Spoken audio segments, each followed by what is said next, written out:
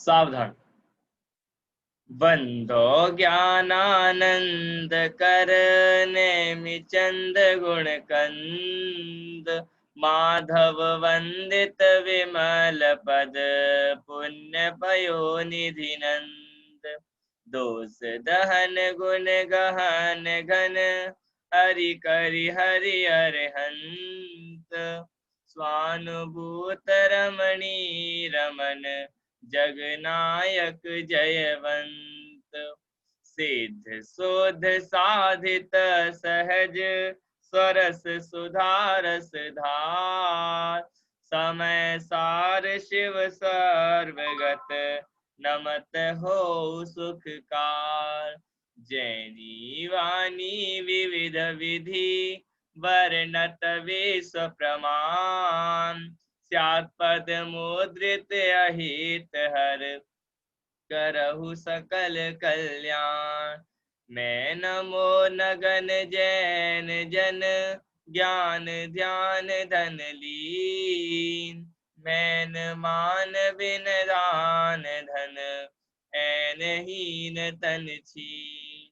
इह विधि मंगल करन ते, सब विधि मंगल होत उदंगल दूरि सब, तम ज्यों भानु द्योत। होत उदंगल दूरि सब, तम ज्यों भानु द्योत। चलिए सावधान। गुलिस्तान विषय है, बहुत सुंदर। हमारा मिथ्यात्व गुलिस्तान की चर्चा यहाँ से प्रारंभ हुई थी। हम यहाँ मिथ्यात्व गुलिस्तान की चर्चा क्यों कर रहे हैं? हमें उस गुलिस्तान में अटकना नहीं है, हमें उस गुलिस्तान से परे होना है, उस गुलिस्तान को छोड़ना है। इसलिए यहाँ पर हम मिथ्यात्व गुलिस्तान की चर्चा प्रारंभ कर रहे हैं, जिसमें हमारा विषय काफी आगे तक बढ़ चुका है। हम समझ लीजिए कि मिथ्यात्व गुलिस्तान के अंत में बात कर रहे हैं। वैसे तो अंत ही है, लेकिन फिर भी 2-3 पेज और बाकी रह जाएंगे, उनकी चर्चा भी होगी। लेकिन ये हमारा मिथ्यात्व गुलिस्तान यहाँ से प्रारंभ हुआ था, और यहाँ से प्रारंभ होते होते इसके भेद प्रभेद देखने के बाद इसकी श्रद्धा अपेक्षा, चारित्र अपेक्षा निरूपण देख लिया, और आज हमने गमनागमन अपेक्षा निरूपण देखा था। ये भी सबको क्लियर है। और आज हमको मिथ्यात्व गुलिस्तान में चर्चा प्रारंभ करनी है कि ये मिथ्यात्व गुलिस्तान की विशेषताएं क्या होती हैं, क्योंकि सब जीवों की विशेषताएं होती हैं, सब गुलिस्तानों की विशेषताएं होती हैं, सब लोगों की विशेषताएं होती हैं, सब की अलग अलग विशेषताएं यहाँ पर दिखाई जाती हैं। लेकिन जो मिथ्यात्व गुलिस्तान, जिसको सबसे बुरा गुलिस्तान कहा जाता है, उस गुलिस्तान की क्या विशेषता हो सकती है? सोचा है आप लोगों ने? इस गुलिस्तान की भी कोई विशेषता है भी क्या? नहीं। तो आइए हम यहाँ से प्रारंभ करते हैं गुलिस्तान की विशेषताएं, और आप लोग एक एक बिंदु बिंदु सा आप अपने उसमें लिखते जाइएगा। ठीक है? वैसे आप लोगों को सब स्क्रीन पर ही मिलेगा, फिर भी आप लिख सकती हैं। ठीक है, चलिए प्रारंभ करते हैं। विशेष अपेक्षा निरूपण या विचार। ठीक है, पेज नंबर 8, और विशेष अपेक्षा विचार करेंगे गुलिस्तान के संबंध में कि गुलिस्तान में क्या क्या विशेषताएं पाई जाती हैं। पहली विशेषता, प्रथम गुलिस्तान वर्ती सभी जीव बहिरात्मा ही होते हैं। क्या कहा? प्रथम गुलिस्तान वर्ती, पहले गुलिस्तान में, मिथ्यात्व गुलिस्तान में जितने भी जीव होंगे, कितने भी जीव होंगे, अभी तक जितने भी जीव हुए हैं या जितने भी जीव मिथ्यात्व गुलिस्तान में रहते हैं, वो सभी जीव बहिरात्मा ही होते हैं। आत्मा 3 प्रकार का होता है, बहिरातम, अंतर्यातम, पर मातम जीव त्रिधा है। याद आ रहा है? ये 6 डाला किसी को? इसलिए पढ़ाई थी मैंने 6 डाला, अब काम आएगी। बहिरात्मा, अंतरात्मा और परमात्मा, ये होते हैं 3 प्रकार के जीव, है ना? अब ये जो 3 प्रकार के जीवों की यहाँ पर बात कर रहे हैं, इनमें से किस जीव को यहाँ पर लिया? बहिरातम, बहिरात्मा को यहाँ पर लिया, कि जो बहिरात्मा होते हैं वो पहले गुलिस्तान में ही होते हैं, और जो पहले गुलिस्तान में जीव होते हैं वो जीव सभी बहिरात्मा ही होते हैं। बहिरात्मा का लक्षण क्या देखा था हमने छह डाला में? किसी को याद आ रहा हो तो बताइए। याद आ रहा हो, नहीं याद आना चाहिए। बहिरात्मा किसे कहते हैं? देखिए, याद आ रहा होगा सभी को, काफी लोगों को क्लियर भी होगा। देह जीव को एक गिने बहिरात्म तत्व मुधा है। देह जीव को एक गिने, शरीर आत्मा को एक गिने, शरीर आत्मा को एक माने, शरीर आत्मा में भिन्नत्व ना देखे, अभिन्न दृष्टि से शरीर आत्मा को एक स्वरूप में जाने, वो कहलाता है बहिरात्मा। तो यहाँ कह रहे हैं प्रथम गुण स्थान वर्ती सभी बहिरात्मा ही होते हैं, सभी जीव शरीर आत्मा को एक ही मानते हैं। पहला बिंदु विशेषता है। कैसी लगी विशेषता? अच्छी है, नीरू जी कह रही बहुत अच्छी। चलिए आगे बढ़ते हैं। दूसरा बिंदु, अभव्य तथा दूरानुदूर भव्यों का यही गुणस्थान सर्वकाल रहता है। हमने पढ़ा था कि जो अभव्य होते हैं और जो दूरानुदूर भव्य होते हैं उनका काल कितना रहता है मिथ्या दूर स्थान में? अनादि काल से रहते हैं और अनंत काल तक रहने वाले हैं। तो यहाँ भी कह दिया ये विशेषता है कि जो दो जीव एक साथ इसमें ही रहे, इससे बाहर निकलते ही नहीं है। ये भी गुण स्थान की विशेषता ही तो है कि अभव्य जीव और दूरानुदूर भव्य दोनों ही जीव गुण स्थान में सर्वकाल रहते हैं। दो विशेषताएं हो गई, याद होनी चाहिए विशेषताएं, कठिन नहीं है, सरल सरल विशेषताएं हैं। पहले गुण स्थान वाला जो जीव होता है उसमें बहिरात्मा ही होते हैं, और उस गुण स्थान में भव्य और दूरानुदूर भव्य जीव सर्वकाल तक रहते हैं। दो बिंदु हो गए, याद हो गए। चलिए आगे बढ़ते हैं। वैसे विषय सरल होगा नेहा जी, विषय सरल लग रहा है? हाँ, अब देखिए पूनम जी ध्यान देना। तीसरा बिंदु, एक इंद्रिय से असंगी पंचेंद्रिय पर्यंत। अभी मैं पढ़ रहा हूं, ठीक है? अभी आप ज्यादा ध्यान मत देना क्या लिखा है, इसको अपन देखेंगे, एक एक शब्द को देखेंगे क्या लिखा है। देखिए क्या लिखा है, एक इंद्रिय से संगी पंचेंद्रिय तिर्यंच तथा लब्ध पर्याप्तक समूर्छन मनुष्य जीव मिथ्या दृष्टि ही होते हैं, तथा ये सब भव में जीवन पर्यंत मिथ्यात्व का अभाव करके सम्यक उत्पन्न नहीं कर सकते। क्या कहा? अब इसको समझते हैं थोड़ा, है ना? वैसे हमने देख तो लिया लेकिन इसको समझना भी है, हम पहले पढ़ भी चुके हैं लेकिन समझने की आवश्यकता है अभी। एक इंद्रिय से लेकर असंगी पंचेंद्रिय तक। एक इंद्रिय से लेकर माने एक इंद्रिय, दो इंद्रिय, तीन इंद्रिय, चतुरेंद्रिय और पंचेंद्रिय। पंचेंद्रिय में जो दो भेद करते हैं, एक तो सैनी और एक असैनी। सैनी माने होता है संगी और असैनी माने होता है असंगी। यदि गाथा की अपेक्षा से देखें कोमल जी तो क्या कहेंगे? समड़ा और अमड़ा। आ रही बात ख्याल में? क्या कहा था निमिचंद्र आचार्य देव ने? समड़ा अमड़ा, संगी और असंगी, ये दो भेद होते हैं। लेकिन यहाँ पर किसको लिया? असंगी पंचेंद्रिय तिर्यंच। किसको लिया? असंगी पंचेंद्रिय है और असंगी है, और वो भी कौन सा जीव है? तिर्यंच गति का। अब ध्यान देना, एक इंद्रिय से लेकर असंगी पंचेंद्रिय जो तिर्यंच हैं, क्या कहा? जो असंगी तिर्यंच हैं वो इस भव में माने सम्यक दर्शन प्रकट नहीं कर सकते। आ रही बात ख्याल में?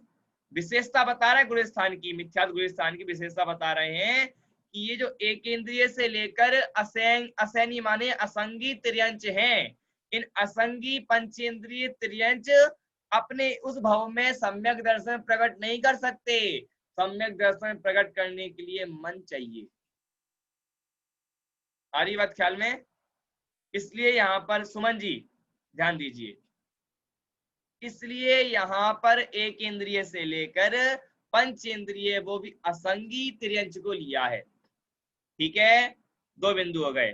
अब क्या आया, एक शब्द और आगे आया है, लब्ध पर्याप्तक सम्मूर्छन मनुष्य। क्या आया है, लब्ध पर्याप्तक सम्मूर्छन मनुष्य। ये क्या होता है, लब्ध पर्याप्तक सम्मूर्छन मनुष्य। लब्ध पर्याप्तक का अर्थ कह सकते हैं अपर्याप्तक भी कह सकते हैं। क्या कह सकते हैं, अपर्याप्तक। लब्ध पर्याप्तक को अपन अपर्याप्तक भी कह सकते हैं। अब ये लब्ध पर्याप्तक सम्मूर्छन मनुष्य कौन से होते हैं, जो गुप्त अंगों में उत्पन्न होने वाले जीवों को सम्मूर्छन मनुष्य माने लब्ध पर्याप्तक सम्मूर्छन मनुष्य जीव कहा जाता है। जो मनुष्य में ही उनके गुप्त अंगों में उत्पन्न होते हैं। आ रही बात ख्याल में, गुप्त अंगों में उसी जाति के जीव जो उत्पन्न हो जाते हैं उन्हें कहते हैं लब्ध पर्याप्तक सम्मूर्छन मनुष्य। आपने सुना होगा, जैसे गाय का दूध निकलता है, तो गाय का दूध निकल जाने के बाद यदि उसकी मर्यादा खत्म हो जाए तो उसमें गाय के समान उसी के आकार रूप में जीव उत्पन्न हो जाते हैं। सुना होगा आप लोगों ने भी, सब लोगों ने ज्ञात होगा सब लोगों को। तो उसी के समान जो समूषण जीव उत्पन्न हो जाते हैं उसी जाति के। अरे बात ख्याल में, तो यहाँ भी लब्ध पर्याप्तक समूर्छन मनुष्य कौन होते हैं, जो मनुष्य के ही गुप्त अंगों में उत्पन्न होने वाले जीव। ठीक है, मनुष्य के गुप्तांगों में उत्पन्न होने वाले जीव ही लब्ध पर्याप्तक समूर्छन मनुष्य कहलाते हैं। अब क्या कहा, ये जो जीव होते हैं एक इंद्रिय से पंचेंद्रिय संगीतक और लब्ध पर्याप्तक समूर्छन मनुष्य, इनका क्या कहा, कहते हैं इस भव में जीवन पर्यंत मिथ्यात्व का अभाव करके सम्यक दर्शन उत्पन्न नहीं कर सकते। ये जो जीव बताए हैं ये जीव अपने उसी भव में सम्यक दर्शन प्राप्त नहीं कर सकते और मिथ्यात्व का अभाव नहीं कर सकते। कौन कौन, एक इंद्रिय से लेकर पंचेंद्रिय असंगी त्रियंच तक के जीव और उसके बाद लब्ध पर्याप्तक सम्मूर्छन मनुष्य, ये जीव अपने उस भव में सम्यक दर्शन प्रकट नहीं कर सकते। ठीक है, लेकिन ध्यान दीजिएगा, ये जो लब्ध पर्याप्तक समूर्छन मनुष्य है इसको संगी कहा जाता है। क्या कहा जाता है, संगी। लेकिन यहाँ पर प्रश्न खड़ा हो सकता है आप लोगों का, किसी का भी हो सकता है कि यहाँ पर आपने तो ऐसा बोला था कि मन नहीं होता तो सम्यक दर्शन नहीं होता, तो इनको संगी कहा है तो इनको सम्यक दर्शन क्यों नहीं होता। बहुत अच्छा प्रश्न हो, ये प्रश्न खड़ा करिए आप लोग, क्यों नहीं करते आप लोग प्रश्न खड़े। ठीक है भज्जा, आप ही करते हो तो हम क्या करें। ठीक है, देखिए मैं ही प्रश्न करूंगा, मैं उत्तर दूंगा। देखिए यहाँ पर ऐसा कहते हैं, ये जो लब्ध पर्याप्तक समूर्छन मनुष्य हैं, आ रही बात ख्याल में, ये लब्ध पर्याप्तक समूर्छन मनुष्य, इनका क्या होता है, मन अपर्याप्ति होती है। कौन से जीव होते हैं ये, मन अपर्याप्तक। कौन से होते हैं, मन अपर्याप्तक। ये पर्याप्तक जीव नहीं होते। कौन से होते हैं, मन अपर्याप्तक। इसलिए जो मन अपर्याप्तक इनको संज्ञा प्राप्त है, इस संज्ञा के कारण इनको संगी कहा जाता है। लेकिन इनके पर्याप्तियां पूर्ण नहीं होती। ठीक है, इनको पर्याप्तक नहीं कह सकते क्योंकि इनकी पर्याप्तियां पूर्ण नहीं होती।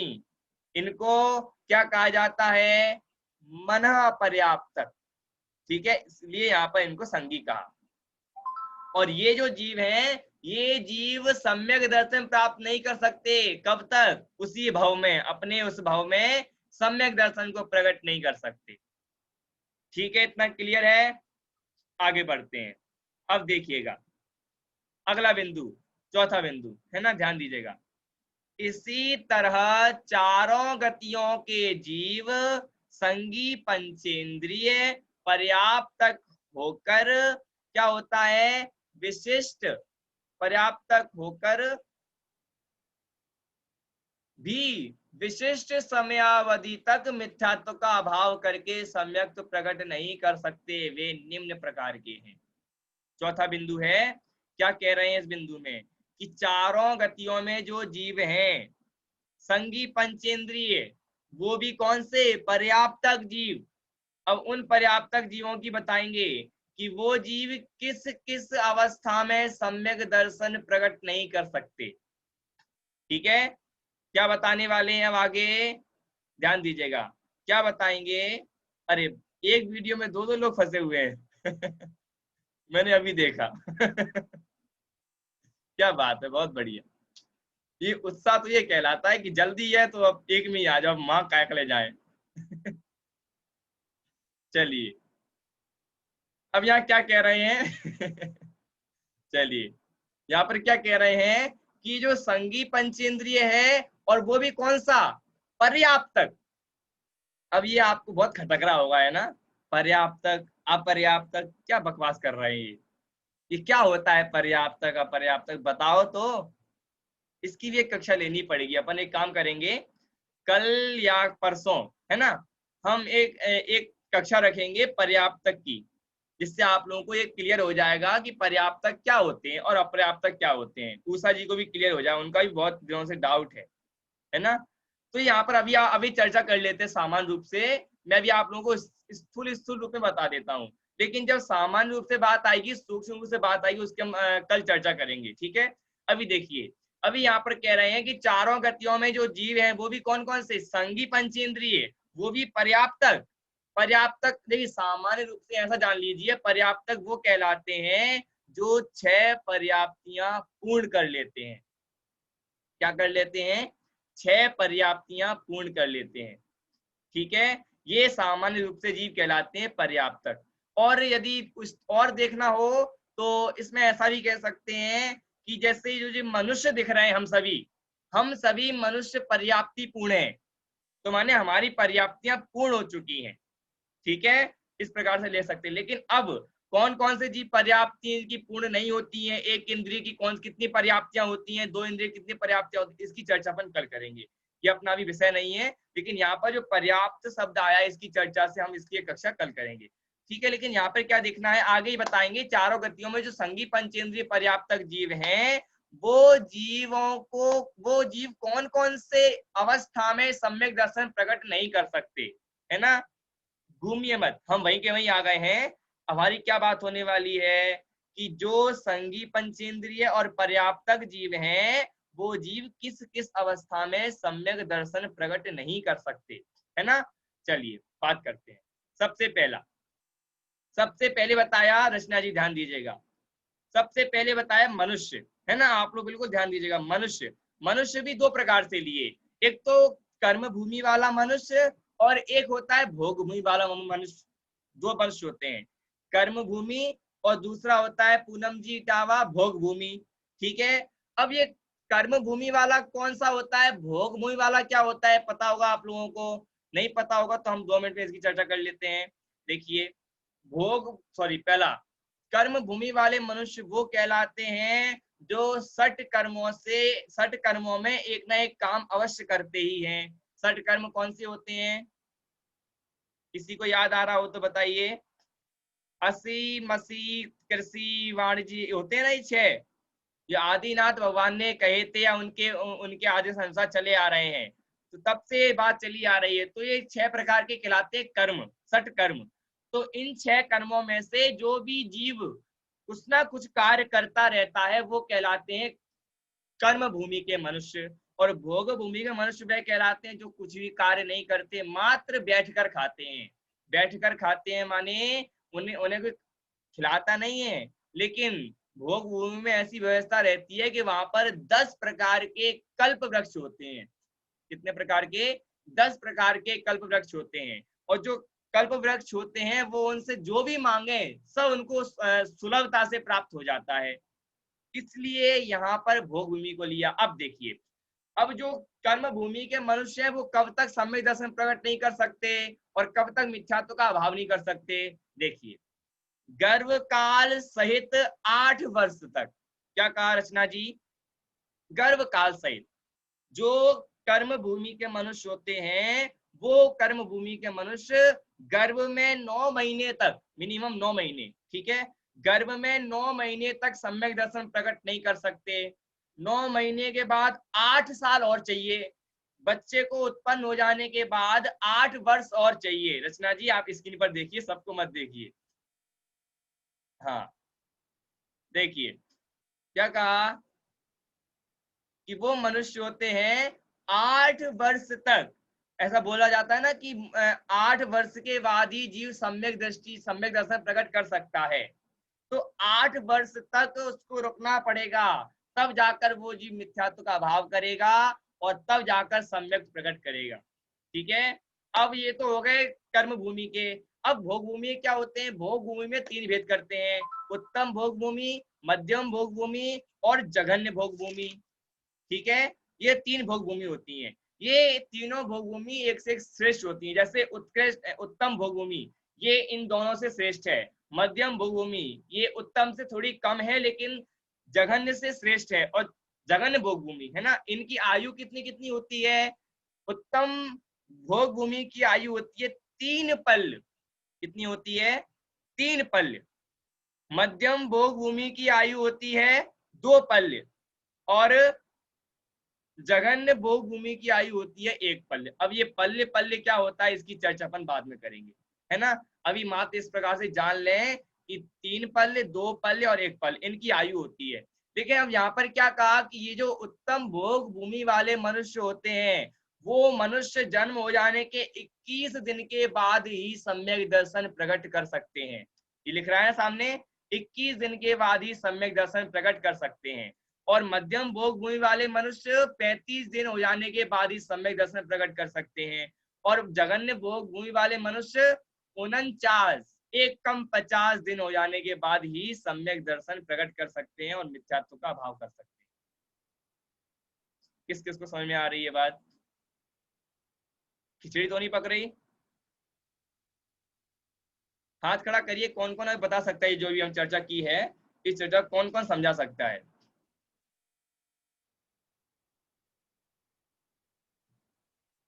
चलिए कुछ कुछ तो पता चल रहा है कि चल क्या रहा है ये।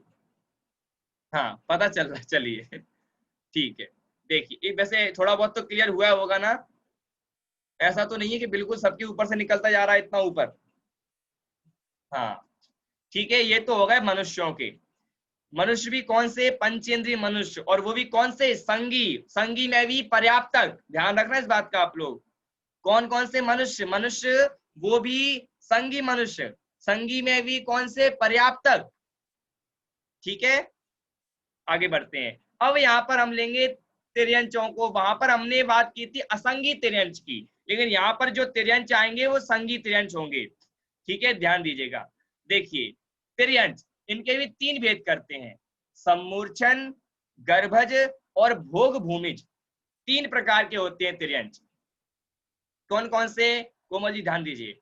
भोग भूमि, सम्मूर्छन तिर्यंच, गर्भज तिर्यंच और भोग भूमिज तिर्यंच। ठीक है, जैसे देखिए सम्मूर्छन तिर्यंच।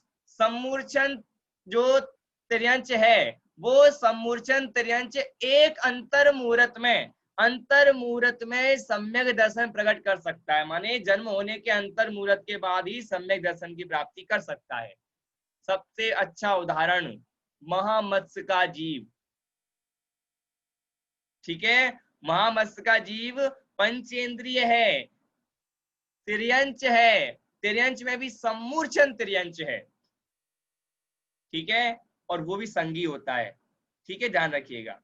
जो महामत्स्य का जीव है वो महामत्स्य का जीव सम्मूर्छन तिर्यंच होता है, वो भी पंचेंद्रिय। ठीक, और उसको यहाँ पर कह रहे हैं वो अंतर मुहूर्त के बाद ही सम्यक दर्शन प्रकट कर सकता है। क्लियर? आप लोग कौन सी बातें कर रहे हैं रचना जी, पूनम जी? इसी संबंध में कर रहे हैं या कुछ अलग बातें हो रही है कि कल क्या करना है? अच्छा अच्छा, हाँ तो फिर ठीक है, चलिए आगे देखते हैं। ठीक है, इसका क्लियर हुआ। सम्मूर्छन में अंतर मुहूर्त तक समय लगता है, अंतर मुहूर्त के बाद समय दर्शन हो सकता है। और गर्भज, गर्भज कौन होते हैं? जो गर्भ से उत्पन्न होते हैं, है ना, ऐसे जीव कहलाते हैं तिर्यंच गर्भज। जैसे कुत्ता, बिल्ली, भेड़, बकरी, ये सब होते हैं गर्भज। तो इनका क्या होता है? दिवस पृथकत्व। क्या कहा? दिवस माने होता है दिन, दिवस माने होता है दिन और पृथकत्व के अनेक अर्थ होते हैं। अब जैसा प्रकरण चल रहा है उसी प्रकार से उसका अर्थ लगाना पड़ता है। अब यहाँ पर तो अपनी गुणस्थान की चर्चा चल रही है, गुणस्थान में मिथ्यात्व गुणस्थान की चर्चा चल रही है, और मिथ्यात्व में अभी हम उसकी विशेषताओं को देख रहे हैं। तो यहाँ पर आएगा 3 से 9 दिन लगेंगे सम्यक दर्शन प्राप्त होने में। किसको? गर्भज जीव को, माने जो तिर्यंच पंचेंद्रिय पर्याप्तक जो जीव है वो भी कौन सा? गर्भज। उसको 3 से 9 दिन भी लग सकते हैं। कब? सम्यक दर्शन प्रकट करने में। जन्म हो जाने के बाद 3 से 9 दिन तक, ठीक है, 3 से 9 दिन तक उसको समय लग सकता है सम्यक दर्शन प्रकट करने में। फिर भोग भूमिज। अब आप लोग देखिएगा, ये जो सम्मूर्छन और गर्भज बोले हैं, ये सम्मूर्छन और गर्भज ये तो हो गए कर्म भूमि के। कहाँ के हो गए? कर्म भूमि के। लेकिन अब भोग भूमि में कौन हो जाएगा? भोग भूमि के ये दोनों, ये हो जाएगा भोग और भूमिज, ये होता है जीव, ये जीव हो जाएगा भोग भूमि का। इसके भी 3 भेद होते हैं, उत्तम, मध्यम और जघन्य। उत्तम भोग भूमिज, मध्यम भोग भूमिज, जघन्य भोग भूमिज। ठीक है कोमल जी। उत्तम भोग भूमि वाला जो तिर्यंच होता है, उस तिर्यंच को 21 दिन के बाद समय दर्शन हो सकता है। अब देखिए, हो सकता है, हो ही ऐसा नहीं है, ठीक है, हो सकता है। और मध्यम भोग भूमि वाले तिर्यंच जीव को 35 दिन के बाद समय दर्शन हो सकता है। और जो भोग भूमि का जो जघन्य जीव है, जघन्य भोग भूमि वाले जीव, उनको 49 दिन के बाद समय दर्शन प्रकट होगा, जन्म के 49 दिन के बाद। ठीक है, सबको जन्म के बाद ही लगाना है। अब ये तो हो गए, मनुष्य भी हो गए, तिर्यंच भी हो गए, और संगी भी हो गए, असंगी भी हो गए। अब रह गए देव और नारकी। कौन कौन रह गए? देव और नारकी। तो क्या कहते हैं, नीचे देखिए, देव वह कहलाते हैं, देव अंतर मूरत, देव जैसी वहां पहुंचे तो अंतर मूरत के बाद ही सम्यक दर्शन प्रकट कर सकते हैं। ठीक है, जन्म होने के अंतर मूरत के बाद ही सम्यक दर्शन प्रकट कर सकते हैं। और फिर कह रहे हैं नारकी कौन होते हैं? नारकी भी अंतर मूरत हो जाने के बाद सम्यक दर्शन को प्रकट कर सकते हैं। ठीक है, देख लिया, पूरा क्लियर है? कौन कौन बता सकता है, बताइए।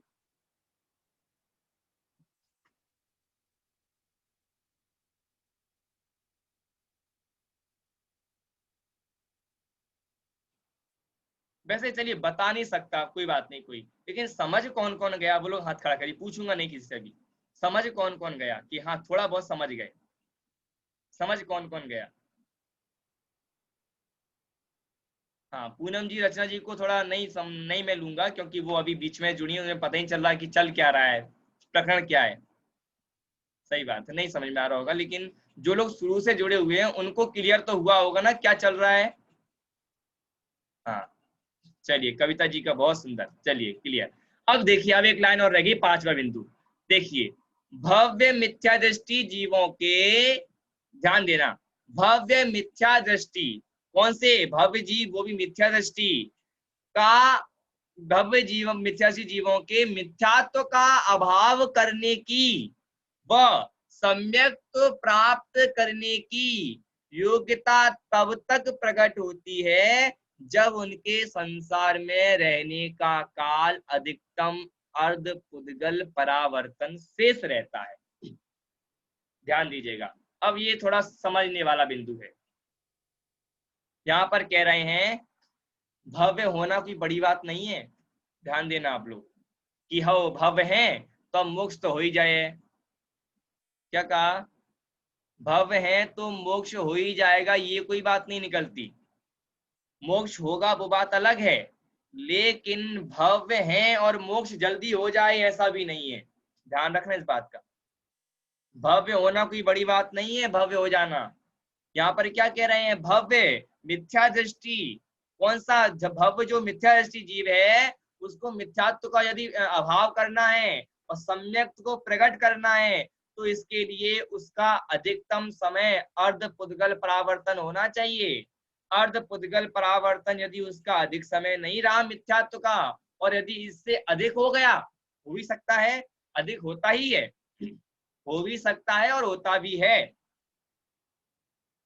कब तक? जो साधी मिथ्या दृष्टि जीव है, माने जो सम्यक दर्शन प्रकट करने के बावजूद भी क्या कहा, सम्यक दर्शन प्राप्त करने के बाद जो मिथ्यात्व में आए वो जीव भी अनंत काल तक मिथ्यात्व में रह सकता है। तो ऐसा नहीं है कि वो सम्यक दर्शन प्राप्त कर ही ले, और सम्यक दर्शन प्राप्त करने की योग्यता उन्हें ही रहती है जिनका समय, जिनका काल अधिकतम अर्ध पुद्गल परावर्तन रहता है। अर्ध पुद्गल परावर्तन क्या कहलाता है, कल देखा था हमने, द्रव्य परावर्तन जो कहलाता है उसी का दूसरा नाम होता है पुद्गल परावर्तन। और उसको यदि हम आधा कर देंगे, उसका काल अनंत होता है, उसको यदि आधा कर देंगे तो अर्ध पुद्गल परावर्तन होगा। और अर्ध पुद्गल परावर्तन में किंचित न्यून, थोड़ा सा और कम करेंगे तो किंचित न्यून अर्ध पुद्गल परावर्तन हो जाता है। उत्कृष्ट काल किसका, साधी मिथ्याष्टि, भव्य साधी मिथ्याष्टि जीव का। आ रही बात ख्याल में। लेकिन यदि उसका काल इससे अधिक हुआ, अनंत काल हुआ, तो समझ लीजिए उसको सम्यक दर्शन प्रकट करने में दुर्लभ, बहुत कठिनता पड़ेगी, शीघ्रता से सम्यक दर्शन प्रकट नहीं होगा। आ रही बात ख्याल में। इसलिए यहाँ पर ये 5 बिंदुओं के आधार से हमने यहाँ पर इस गुण स्थान की विशेषता देख ली कि इस मिथ्यात्व गुण स्थान में क्या क्या विशेषताएं हैं। ठीक है, कौन कौन बता सकता है इन 5 विशेषताओं को। चलिए मैं एक बार इसकी स्टॉप कर देता हूँ। हाँ, सामने आ जाइए, कौन कौन इन 5 विशेषताओं को समझा सकता है। चलिए क्लियर, आप लोगों को सबको क्लियर हो गया। पूनम जी यदि आपको क्लियर नहीं हुआ हो तो वीडियो अभी आएगी, तो आप वीडियो के आधार से देख सकती हैं।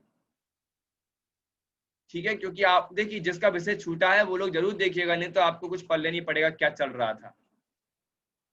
ठीक है, जिसको समझ में कम आया हो तो आप लोग इस वीडियो को एक बार रिपीट फिर करिए, तो आप लोगों को पूरा विषय क्लियर हो जाएगा कि क्या चल रहा था, कैसा चल रहा था।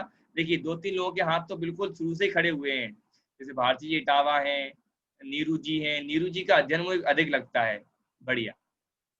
चलिए ठीक है, हमारा समय हो गया है और अभी हम ये विराम लेते हैं। चलिए सभी को जय जिनेंद्र, और आगे चर्चा जो होगी उसकी चर्चा हम कल करेंगे। सभी को जय जिनेंद्र।